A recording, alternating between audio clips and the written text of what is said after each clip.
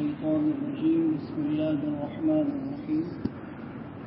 الحمد لله الذي أنزل على عبده الكتاب ولم يجعل له عوجا قيما لينذر بأسا شديدا من لدنه ويبشر المؤمنين الذين يعملون الصالحات أن لهم أجرا حسنا ماكثين فيه أبدا وينذر الذين قالوا اتخذ الله ولدا ما لهم به من علم ولا لآبائهم كبرت كلمة تخرج من أفواههم إن يقولون إلا كذبا فلعلك باخع نفسك على آثارهم إن لم يؤمنوا بهذا الحديث أسفا.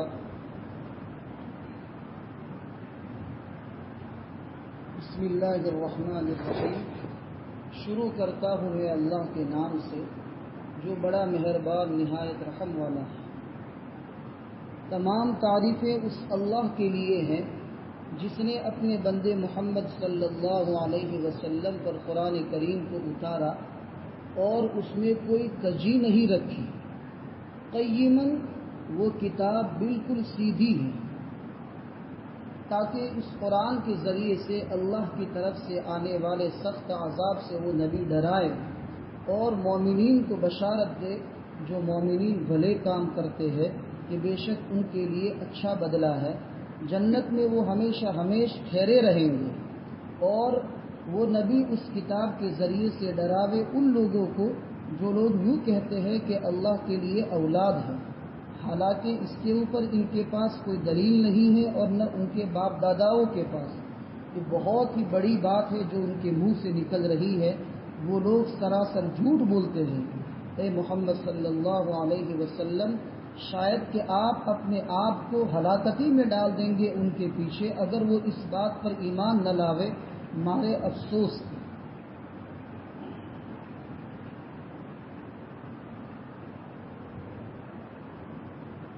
قرآن کریم کی اس سورت کا نام جس کی ہم تفسیر کر رہے ہیں اس کا نام ہے سورہ کہف.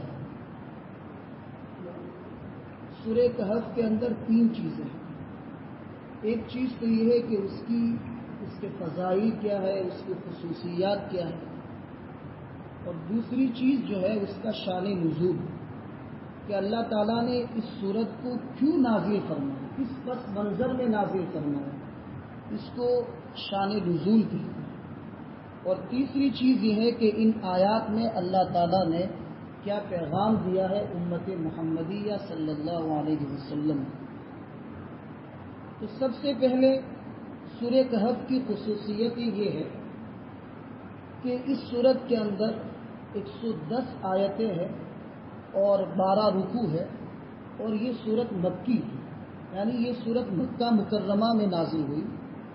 1-2 آیت کے علاوہ وَاصْبِرْ نَفْسَكَ مَعَ الَّذِينَ يَدْعُونَ رَبَّهُمْ بِالْغَدَاةِ وَالْعَشِيِّ يُرِيدُونَ وَجْهَهُ وَلَا تَعْدُ عَيْنَاكَ عَنْهُمْ.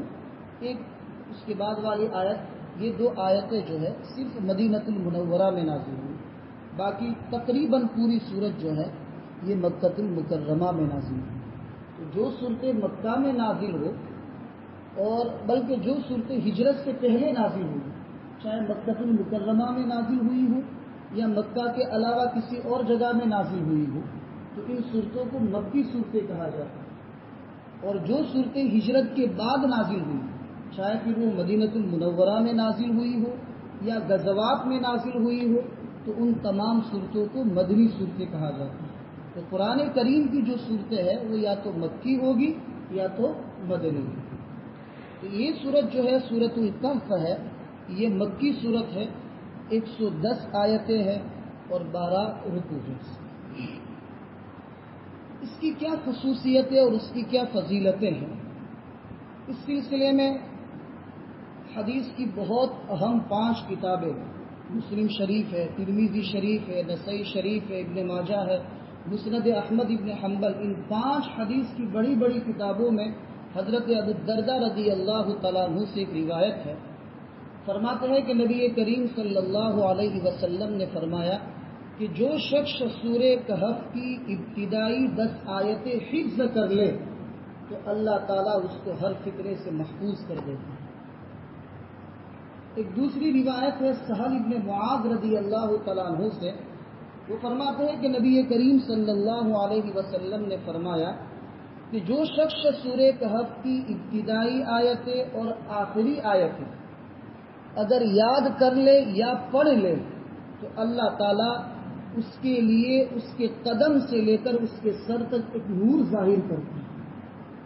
اور پھر اس کے بعد آگے فرمایا کہ جو شخص سورہ کہف کو مکمل پڑھ لے تو اللہ تعالیٰ اس کے قدم سے لے کر آسمان تک الی عنان السماء، آسمان کی بلندی تک اللہ تعالیٰ ایک نور ظاہر کریں گے، اور قیامت کے دن یہ نور اور یہ روشنی اس کے کام آئے گی۔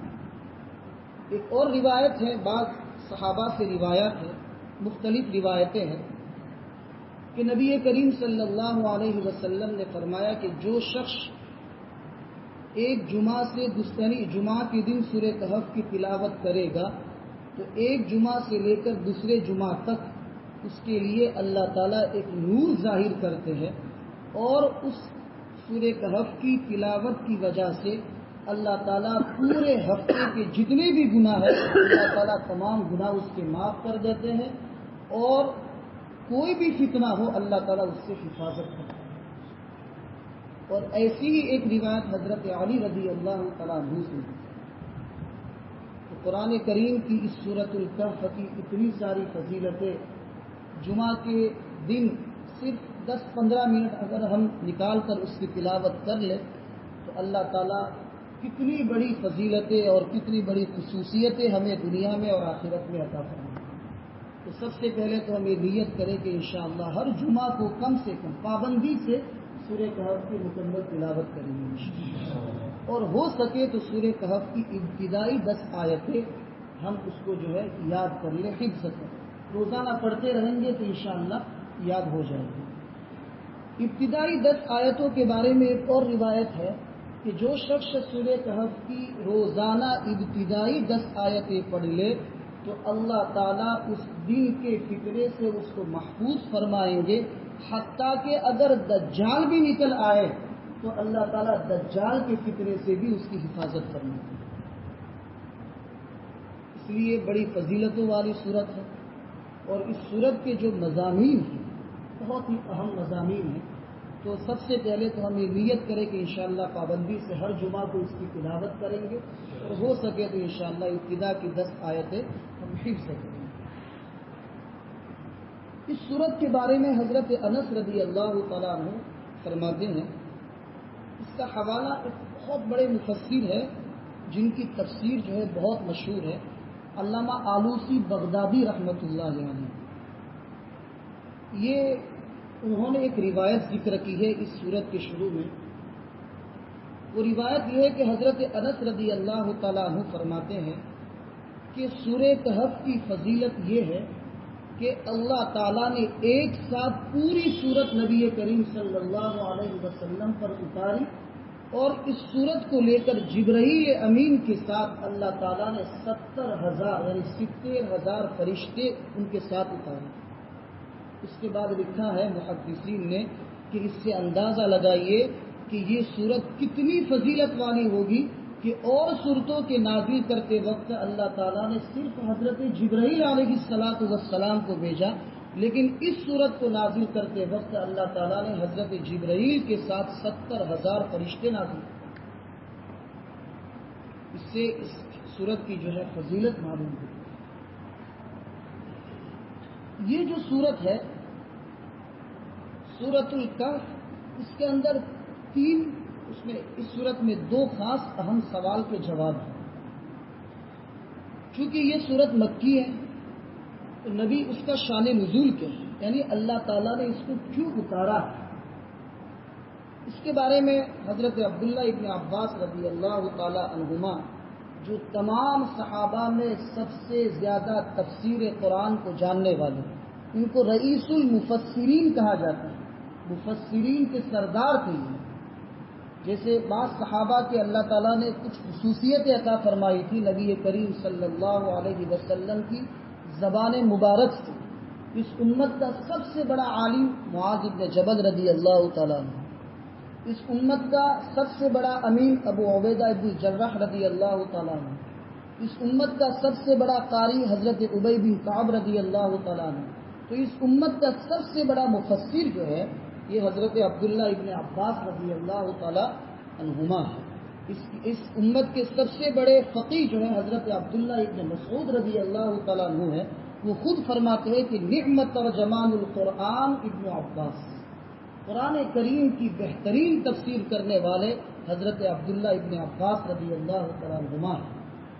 ان کی روایت ہے اس آیت کے شان نزول کے بارے میں کہ نبی کریم صلی اللہ علیہ وسلم نے مکہ المکرمہ میں جب اپنی نبوت اور اپنی رسالت کا اعلان کیا تو کافر لوگ پریشان ہو گئے کہ یہ اللہ کا بندہ کسی کو چھوڑتا نہیں، جس گلی میں جاتا ہے جہاں بھی جاتا ہے اللہ کی دعوت دیتا ہے اور اپنی نبوت اور رسالت کی اقرار کرنے کے لیے اس کو مجبور کرتا ہے کہ مجھے نبی مانو، مجھے رسول مانو، میں اللہ کا رسول ہوں۔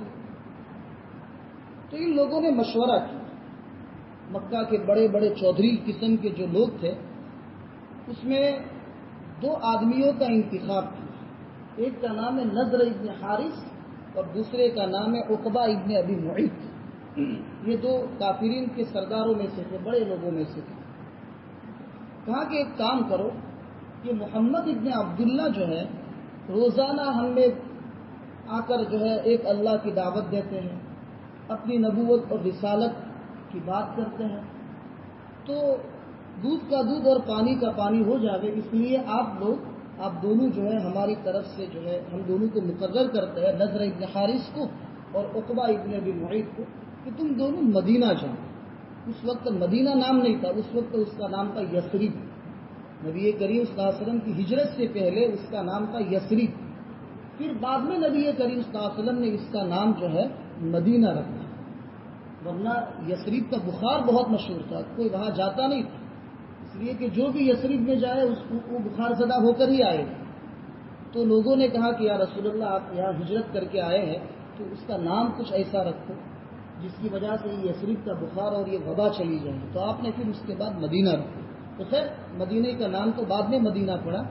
تو ان دونوں کو کہا کہ تم دونوں جاؤ یثرب جاؤ، اور وہاں یہود اور نصارہ کے بڑے بڑے علماء ہیں، تو ان سے پوچھو کہ تمہارے نبی کے اوپر جو کتاب نازل ہوئی ہے توریت، اور نصارہ کے نبی حضرت عیسیٰ پر جو انجیل نازل ہوئی ہے، تو اس میں اس نبی کا کوئی تذکرہ ہے؟ کہیں ایسا نہ ہو کہ یہ اپنی طرف سے جھوٹ باتیں کہتا ہو۔ اب یہ آدمی جھوٹ باتیں کہتا ہے تو ماننا غلط ہے، اور اگر سچ کہہ رہا ہے تو انکار کرنا غلط ہے۔ اس لیے آپ دونوں ان علماء کے پاس جاؤ یثرب میں، اور پھر وہاں ان کے پاس جا کر ان سے پوچھو۔ تو وہاں گئے یہ دونوں، اور پھر وہاں علماء یہود اور نصارہ سے ملاقات ہوئی، تو ان سے پوچھا کہ مکہ المکرمہ میں محمد نام کا ایک شخص ہے، وہ اس طریقے سے لوگوں کو بلا رہا ہے ایک اللہ کی طرف اور اپنی نبوت اور رسالت کی طرف، تو یہ آدمی حق صحیح کہہ رہا ہے یا غلط کہہ رہا ہے؟ اس کا فیصلہ ہم کیسے کریں؟ اس کے لیے ہم آپ کے پاس آئے۔ تو انہوں نے کہا کہ تم ان سے 3 سوال کرو،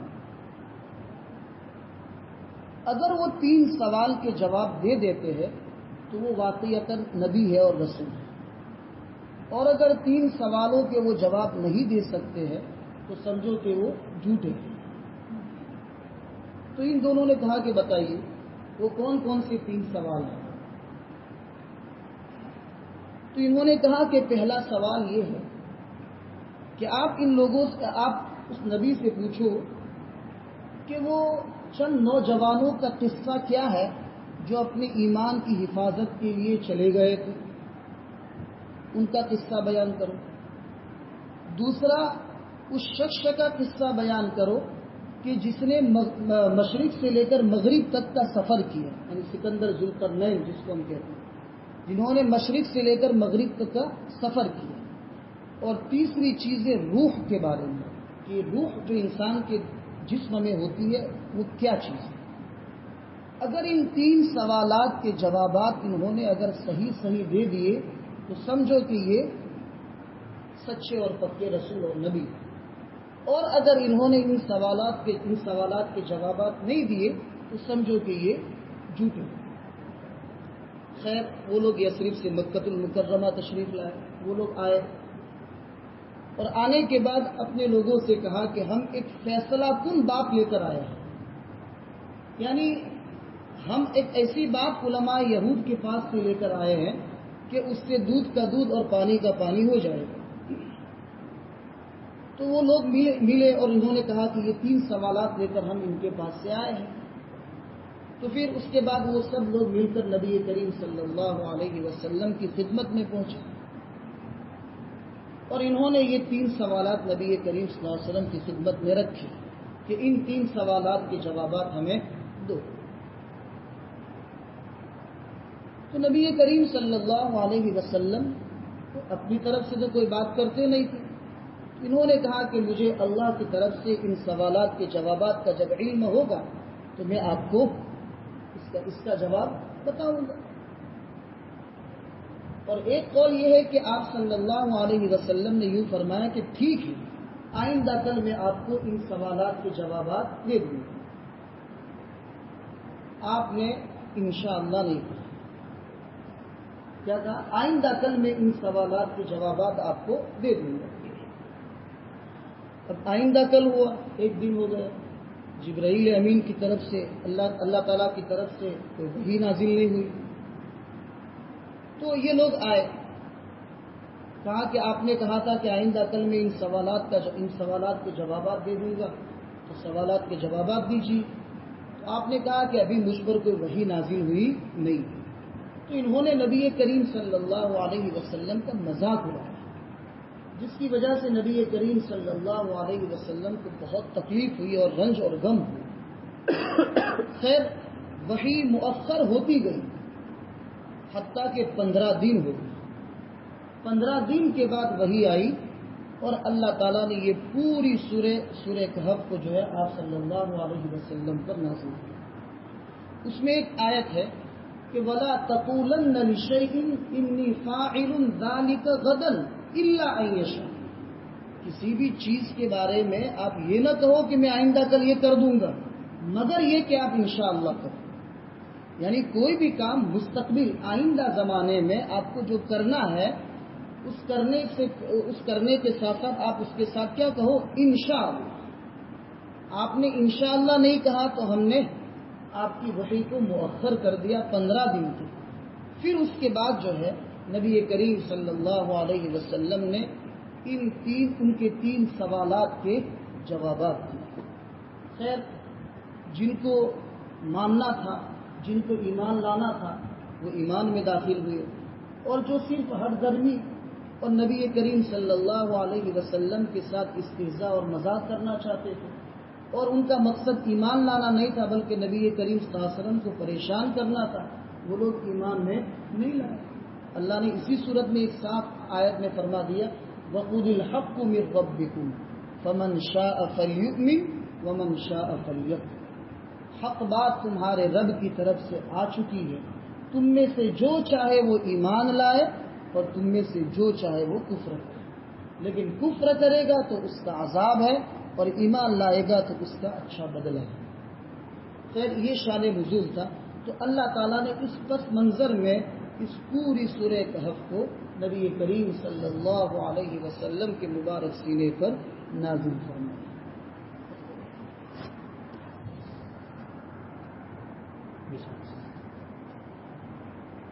انشاءاللہ کل ان آیات کی تفصیل، اچھا پرسوں، کل تو منگل